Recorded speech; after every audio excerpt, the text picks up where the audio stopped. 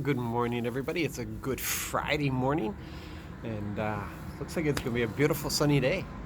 It's a time of year where we always start off cool, but by the afternoon, I saw somebody put up a post about it being four seasons. It's winter in the morning, spring by 10 o'clock, uh, summer by 2 o'clock, and then fall by like 6 o'clock.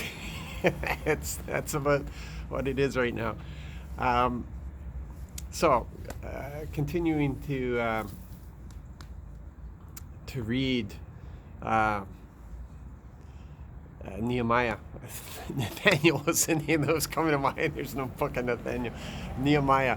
Continuing to read through Nehemiah chapter 6 and 7.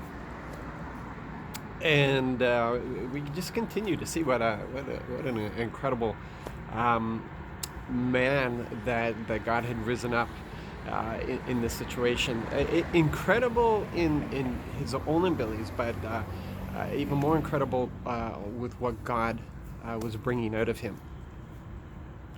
And and we see that because we see these plots and these tricks and these ways to try to divide his attention. And when he couldn't be distracted, they tried fear, and they tried intimidation.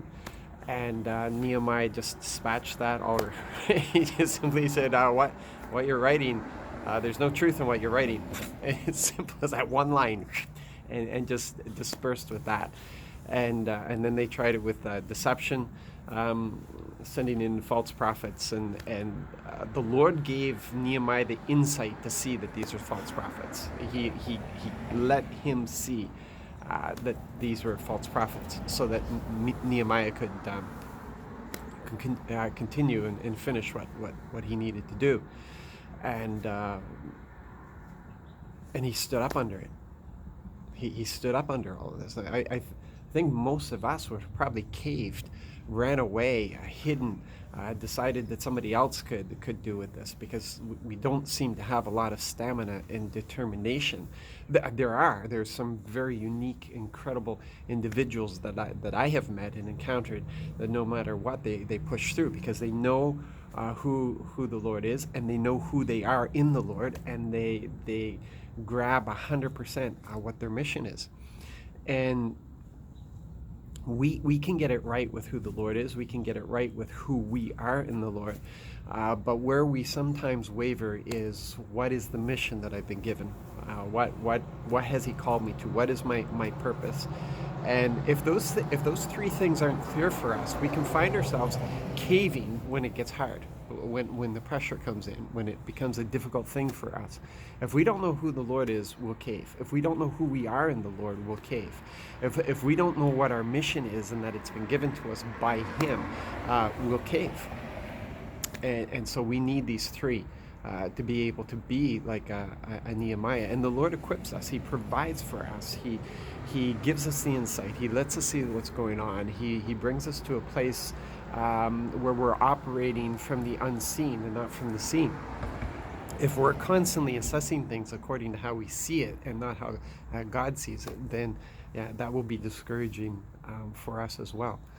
But we have to know His plan and His purposes and His desires, His values, and what we live by. That's just so important for us to be walking in that. And then we too will find ourselves to be an incredible person like Nehemiah, being used and moved into position, being able to carry the mission that He has given to us.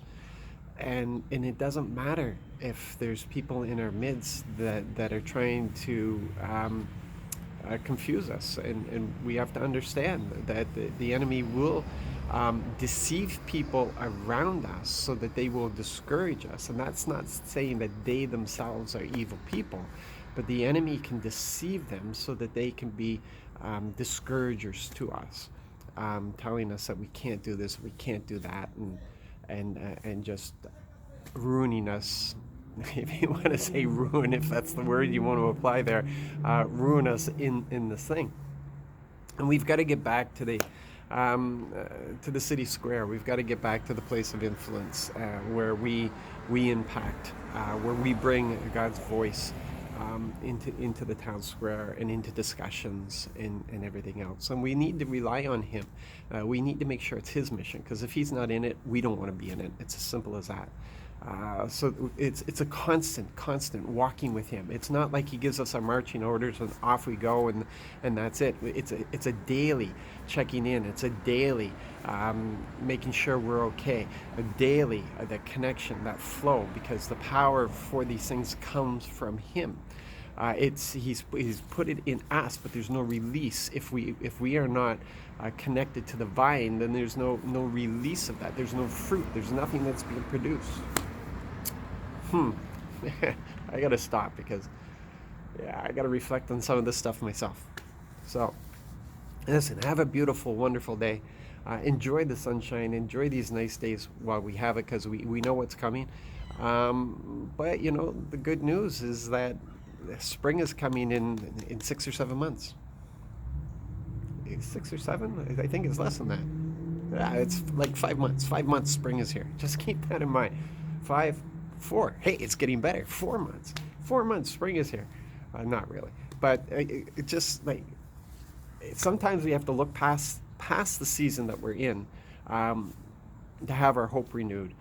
But that doesn't mean that we're living in that season. It just says we see that season coming, and we live in the moment that we are. And when we enjoy it, we find the gold in the moments that we are. Come on, people.